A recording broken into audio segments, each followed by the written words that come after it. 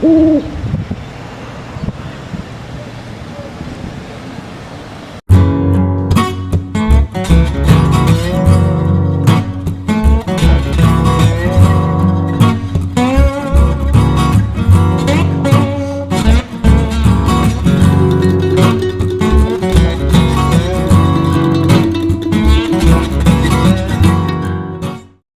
nous l'avons vu dans les chapitres précédents, Zhiyi, le grand maître du Tendai, détermina que seul le Sutra du Lotus représentait le véritable enseignement du Bouddha, le seul permettant à tous les êtres, quels qu'ils soient, d'accéder à la bodhéité, car il renferme la doctrine d'une pensée 3000, finalité du bouddhisme. Zhiyi développa des doctrines si remarquables et originales qu'il fut vénéré plus tard comme le fondateur de l'école du Tendai, mais en fait, c'est son disciple Zhangang Guanding, 561-632, qui les a réellement organisés et systématiquement compilés. Par exemple, dans le sens mystérieux du lotus, Zhiyi expliqua la signification de chaque idéogramme du titre du Sutra du Lotus, Myoho Renge-kyo en japonais. Résumant les deux doctrines et 6 paraboles de la contemplation du Sutra du Lotus présentées par Zhiyi dans le chapitre Explication de la fleur du lotus, Renge, Guanding écrit en substance Myo, le merveilleux, désigne ce qui est inconcevable. Ho, le dharma, est le dharma provisoire et véritable des 10 mondes et des 10 ainsi, où les 10 ainsi des 9 mondes représentent le provisoire, tandis que les 10 ainsi du monde du Bouddha représentent le véritable. Renge, la fleur du lotus, sert de métaphore pour le dharma provisoire et le dharma véritable. Le dharma merveilleux, Myoho, étant difficile à comprendre, on l'explique par le biais de la métaphore de la fleur de lotus. En ce qui concerne cette métaphore de la fleur du lotus, elle présente 3 significations dans chacune des doctrines, ou portes, originelles et éphémères. Dans la première partie du Sutra du Lotus, la doctrine éphémère, Shakyamuni, alors que jusqu'à ce moment-là, le Bouddha Shakyamuni avait enseigné les sutras provisoires, enseignements destinés aux 3 véhicules que sont les auditeurs, les éveillés par les conditions et les bodhisattvas, enseignements représentant des moyens, en fonction des prédispositions de ses disciples, parvenu au chapitre des moyens du Sutra du Lotus, il ouvrit le provisoire pour révéler le véritable, enseignement du véhicule unique du Bouddha, son véritable enseignement. Ce faisant, il permit à tous les êtres des 3 véhicules d'obtenir de manière égale le fruit de la bodhéité du véhicule unique. Dans la seconde moitié du Sutra du Lotus, la doctrine originelle, Honmon, le Bouddha Shakyamuni, né en Inde, qui jusqu'alors était considéré comme ayant pratiqué l'ascèse, atteint l'illumination pour la première fois dans cette vie et développé divers enseignements, révèle sa nature originelle lointaine, qui est d'avoir en réalité pratiqué l'ascèse dans un passé très lointain et avoir obtenu alors le fruit de la bodhéité sans commencement ni fin. À ce titre, il apparut dans le présent en tant que Bouddha éphémère pour le salut des êtres. Mais, parvenu au chapitre durée de la vie de l'ainsi venant, qui fait partie de la doctrine originelle, la seconde moitié du sutra, il abandonna son aspect de Bouddha impermanent, provisoire, pour révéler son aspect véritable de Bouddha présent en permanence. Tous les sutras autres que le Sutra du Lotus ne traitent que de la causalité des 10 ainsi au sein des 9 mondes de Dharma. Le Sutra du Lotus, lui, enseigne la présence parfaite des 10 mondes autour de la causalité des 10 ainsi au sein du monde du Bouddha. La fleur de lotus symbolise cette causalité des 10 ainsi au sein du monde du Bouddha. Ce monde de Bouddha se subdivise en doctrines éphémères et doctrines originelles, chacune d'entre elles comprenant 3 métaphores. Nous obtenons ainsi 6 sortes de fleurs de lotus, selon le schéma suivant. Le monde du Bouddha est doté des 10 mondes. Dès lors, le Bouddha possède lui-même les 10 états de vie des 10 mondes.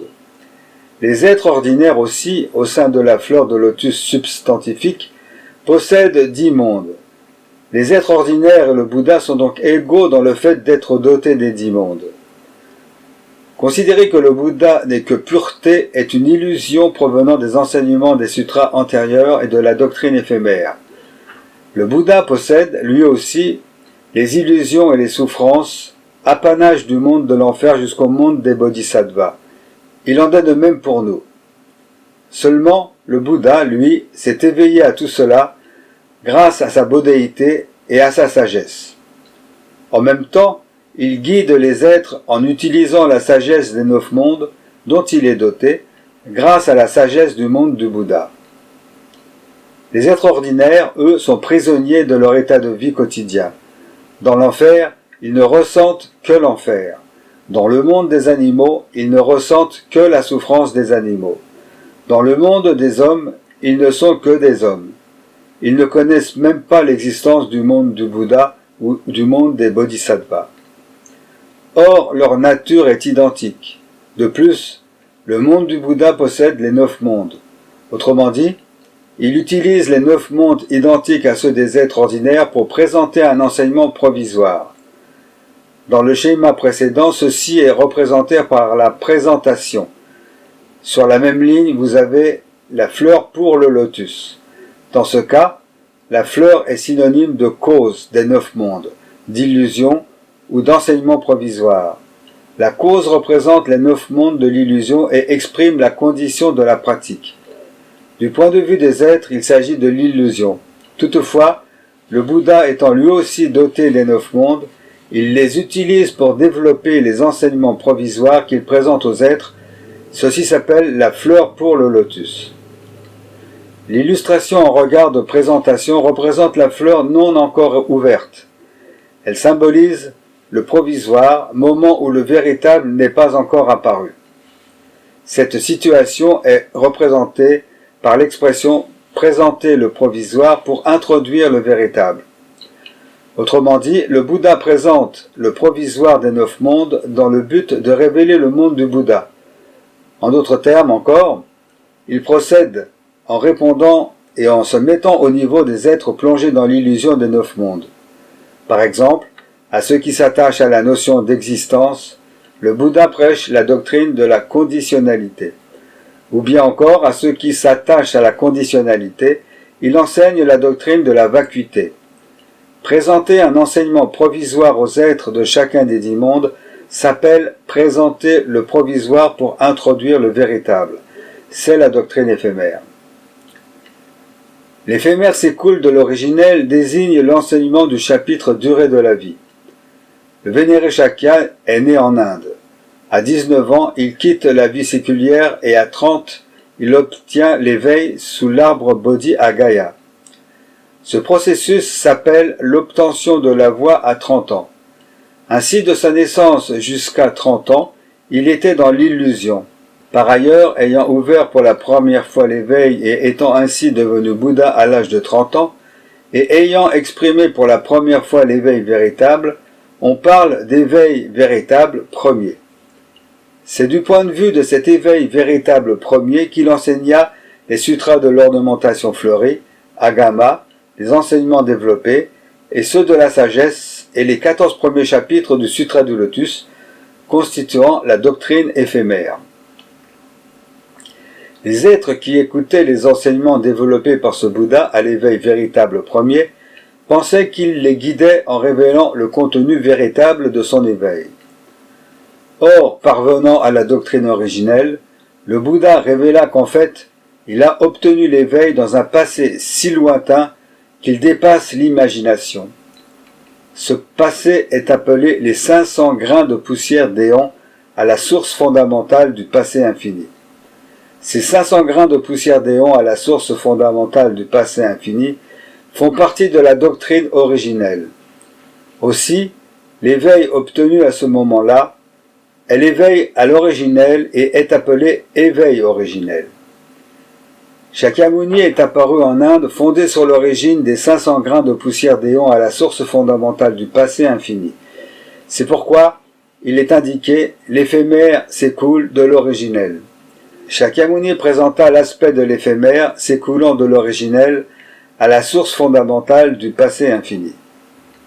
Ensuite, le fait d'enseigner le chapitre durée de la vie en révélant la doctrine originelle permet l'ouverture de l'éphémère et l'apparition de l'originel.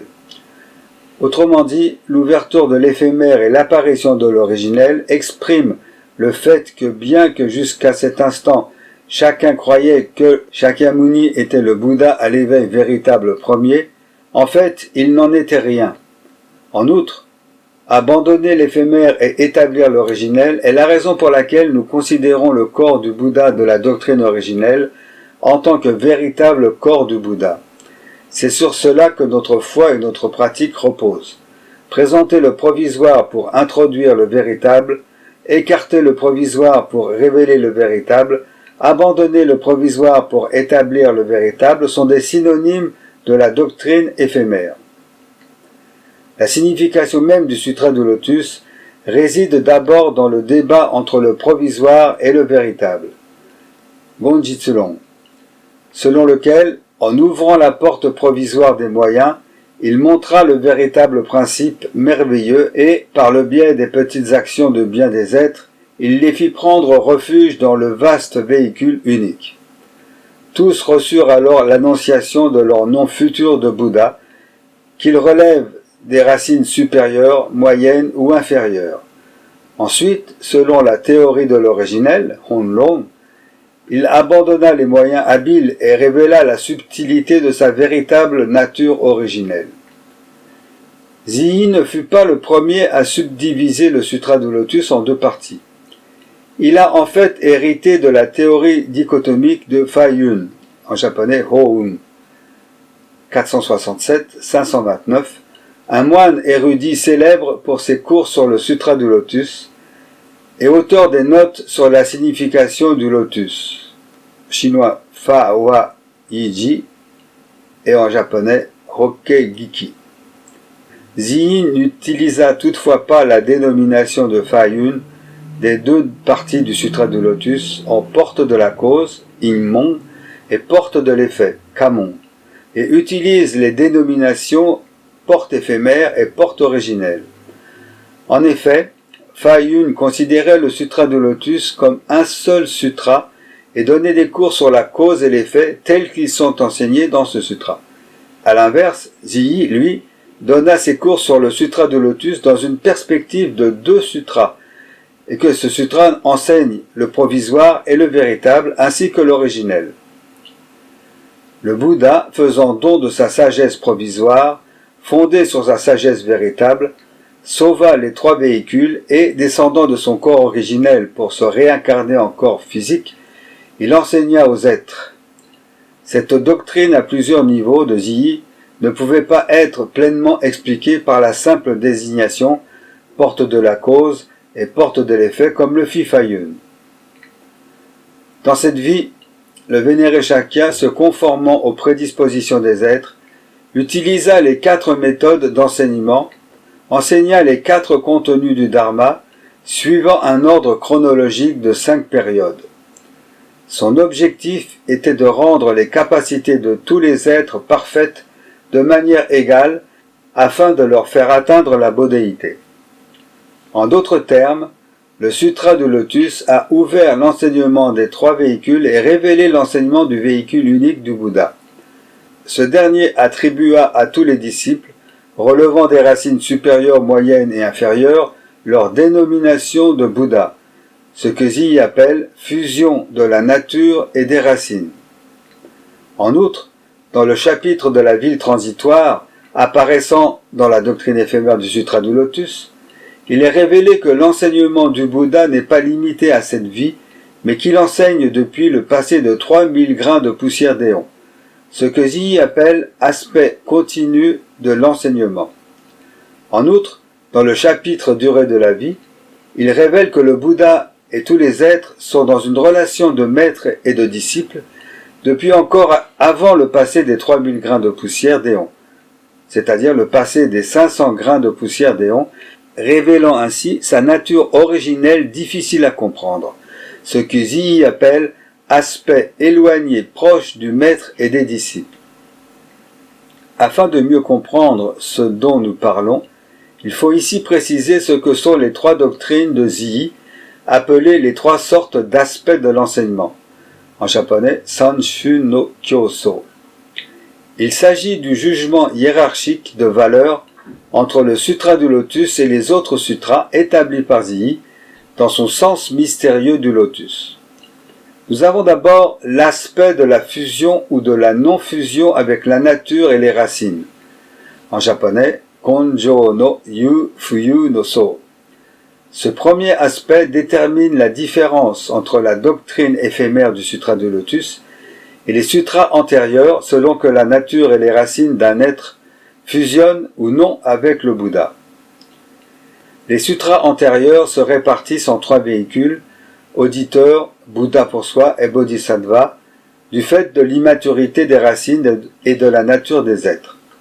De ce fait, ces derniers ne fusionnent pas avec la vie du Bouddha. Ils sont donc en non-fusion. À l'opposé, dans le chapitre des moyens du Sutra du Lotus, les racines et nature des êtres étant parvenus à maturité, ce sutra permet de les ouvrir et de les intégrer au véhicule unique du Bouddha. Il y a donc fusion. Ce premier aspect doctrinal détermine ainsi la supériorité de la doctrine éphémère du Sutra du Lotus sur les autres sutras. Nous avons ensuite l'aspect continu ou non continu de l'enseignement. En japonais, Kedo no Shiju Fushiju no So. Cet aspect établit la supériorité de valeur entre la doctrine éphémère du Sutra de Lotus et les sutras antérieurs en ce qu'ils éclaircissent ou non la continuité du début à la fin des enseignements apportant aux êtres les bienfaits de l'ensemencement, de la maturation et de la récolte.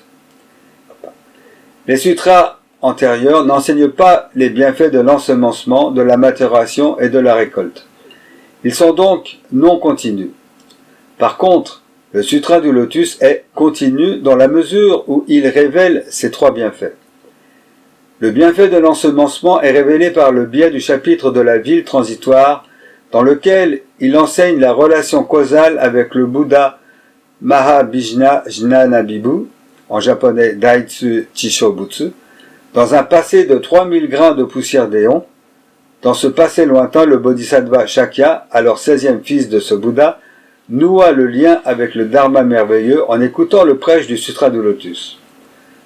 Le bienfait de la maturation est révélé par le temps écoulé entre ce passé de 3000 grains de poussière et les 42 ans de prêche du Bouddha Shakyamuni.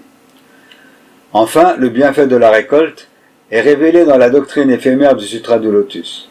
Ce deuxième aspect doctrinal également démontre la supériorité de la doctrine éphémère du Sutra du Lotus sur les sutras antérieurs.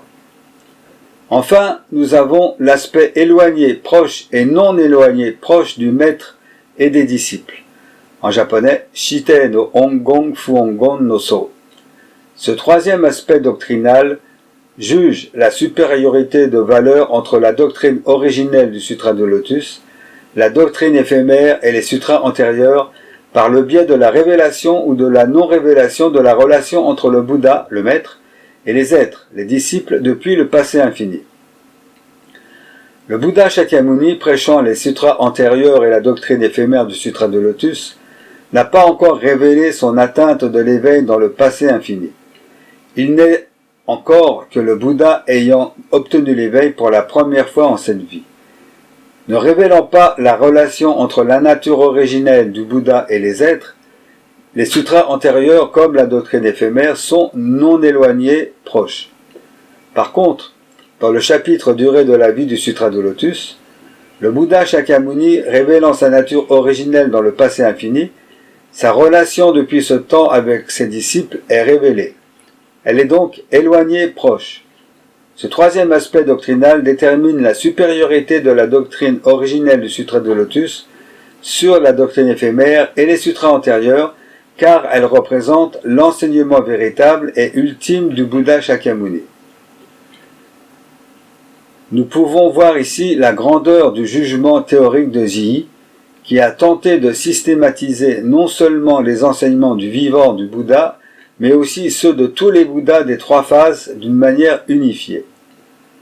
En conclusion, Zhiyi, se fondant sur le véritable aspect des choses révélé par les 10 ainsi du chapitre des moyens de la doctrine éphémère du Sutra du Lotus, établit la théorie d'une pensée 3000, enseignement ultime du Bouddha. Cette théorie établit que les auditeurs et les éveillés par les conditions, c'est-à-dire ce qu'on appelle les deux véhicules, pouvaient devenir Bouddha, chose qui leur était absolument impossible dans les sutras antérieurs impliquant que tous les autres êtres, hommes et femmes, pouvaient aussi devenir Bouddha. Or, tant que le Bouddha n'avait pas révélé sa véritable nature éternelle, chose qu'il fit dans le chapitre durée de la vie de la doctrine originelle, une pensée 3000 comme l'éveil des deux véhicules n'était encore qu'une théorie sans réalité. À ce stade, les deux véhicules restaient attachés au Bouddha Shakyamuni en tant que Bouddha ayant atteint la véritable illumination pour la première fois dans cette vie et restaient ainsi incapables de connaître la véritable cause et le véritable effet de l'existence de longue date du Bouddha, et ce n'était donc qu'une bodhéité sans réalité. Par contre, dans le chapitre durée de la vie de la doctrine originelle, le Bouddha Shakyamuni révéla pour la première fois sa nature originelle dans le passé lointain. Il la révéla sous la forme des trois merveilles réunies, en japonais, Sammyo Golon. Rappelons que, jusqu'à ce chapitre, tous les disciples pensaient que Shakyamuni était devenu Bouddha pour la première fois en cette vie, sous l'arbre Bodhi, après avoir pratiqué les austérités.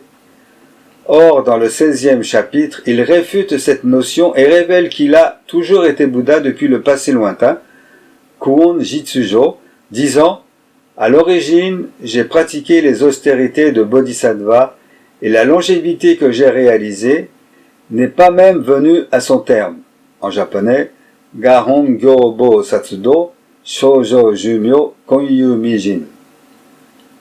Zhiyi voit là la cause originelle de l'éveil du Bouddha dans le passé infini.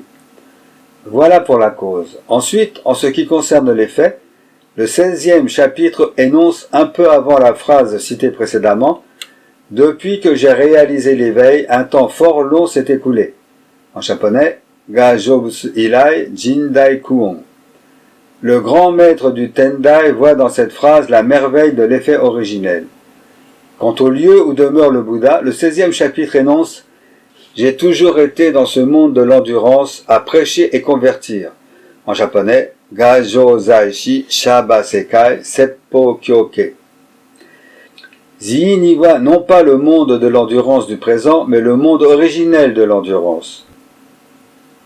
De cette façon, dans la doctrine originelle, la théorie des trois merveilles réunies de la cause, de l'effet et du territoire du Bouddha ayant été révélée, et de ce fait, la présence permanente du Bouddha dans les trois phases, une pensée 3000 en sa réalité fut révélée.